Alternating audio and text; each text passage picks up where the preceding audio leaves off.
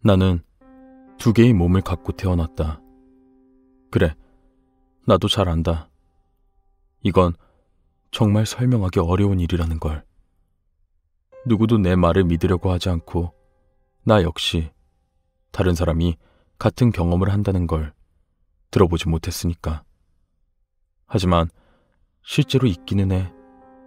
어쩌면 이 글을 읽는 당신들도 가볍게 읽고 지나칠 수도 있고, 어쩌면 내게 정신 감정이 필요하다고 조언해 줄 수도 있을 거야. 하지만 만에 하나라도 이 글을 읽는 사람 중 나를 도와줄 수 있다면 나는 거기에 기대를 건다. 두 개의 몸은 두 가정, 두 집, 두 삶을 의미한다. 이 두 개의 삶 속에서 나는 16살이다. 하나의 삶에서는 안드레아, 부모님과 여동생이 있다.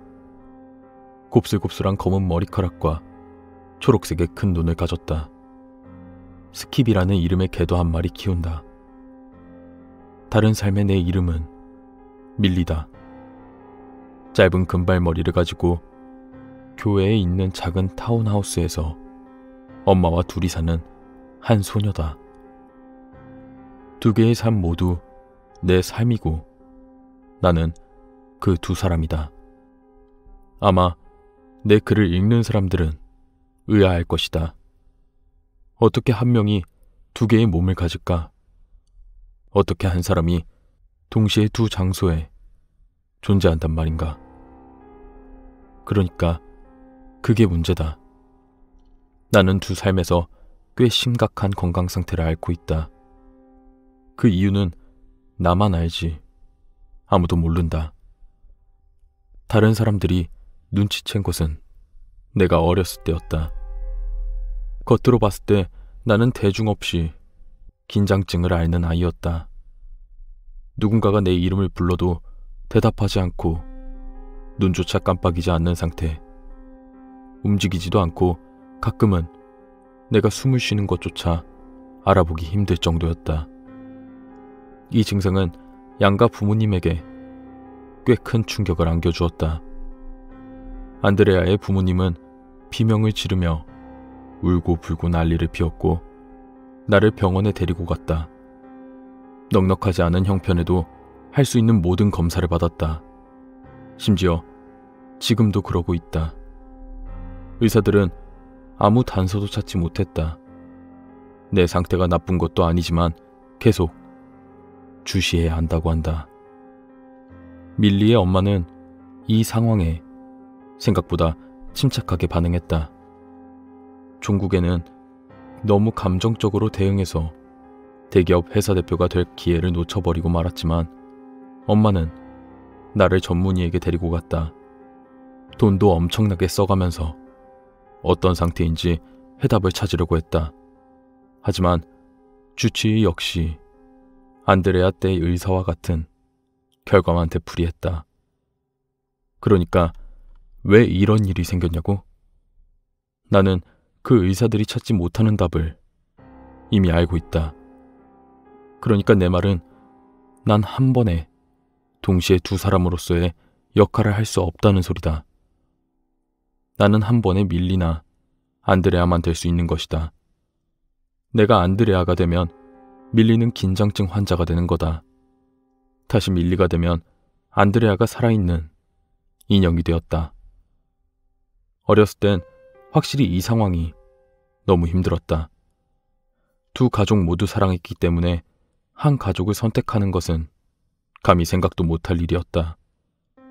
물론 영원히 둘 중 하나로 살아갈까 고민도 해봤지만 어떤 가족을 선택해도 다른 가족을 잃어야 한다는 건 정말 견딜 수 없었다. 그래서 결국 절충안을 떠올렸다. 한 달은 이 가족, 다음 달은 다른 가족과 사는 방법으로. 가끔 상황에 따라서 주 단위로 살기도 했다. 심지어는 하루 단위로 바꿔가면서 생활하기도 했다. 이 방법만이 두 가족을 다 지킬 수 있는 해결책이라고 믿었다. 물론 이건 역시 문제가 있었다. 예를 들자면 나는 면허를 딸 수 없었다. 게다가 밀리의 엄마는 나를 고치기 위해서 종종 새로운 검사를 시도하곤 했다. 제발 그만하자고 빌어도 무조건 강행했다. 양가 부모님 모두 내가 길면 한 달을 수업에 빠지는데도 불구하고 수업을 꽤 잘 따라간다는 사실을 이상하게 여겼다. 안드레아의 부모님은 내가 영재라도 된다고 믿는 것 같았고, 밀리의 엄마는 그저 내가 열심히 노력한다고 생각했다. 아무튼 상황은 그럭저럭 잘 이어졌다. 적어도 1년 반 전까지만 해도. 그때 밀리가 레오를 만났다. 레오는 딱 내 취향이었다. 살짝 찐따 같은 분위기에 갈색 머리카락을 가진 남자, 그리고 그 이미지에 딱 맞는 미소까지. 레오는 키가 크고 살짝 물렁한 느낌이 있는 소년이었지만 그 양팔은 내 체구에 딱 맞춤이었다.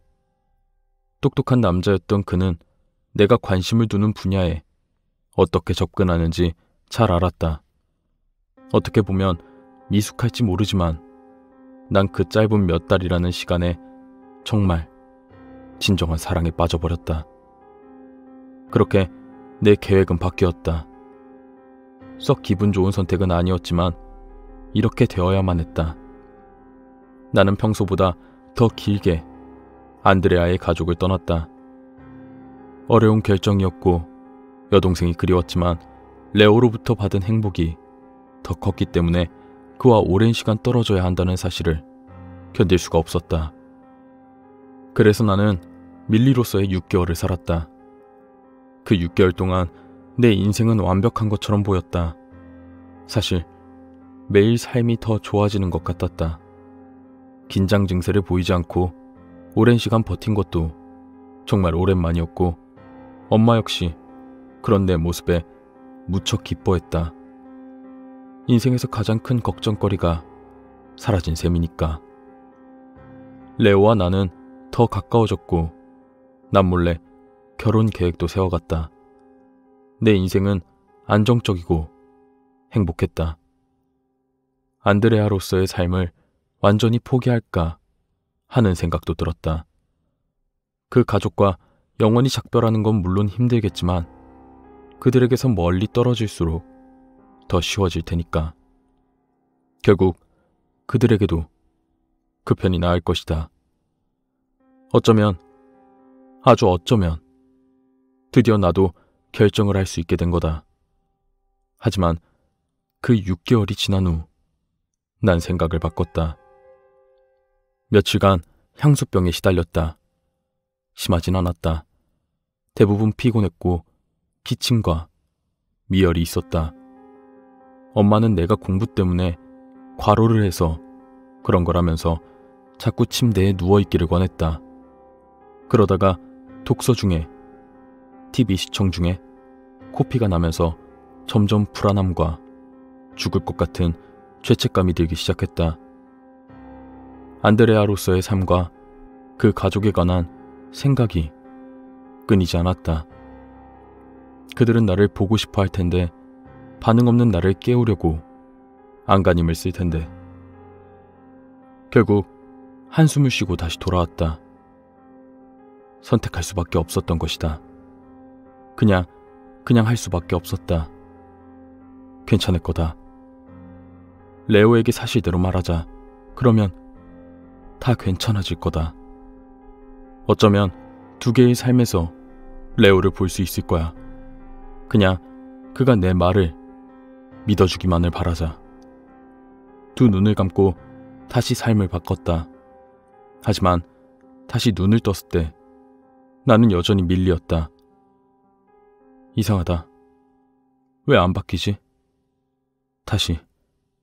또 다시 시도했지만 소용없었다.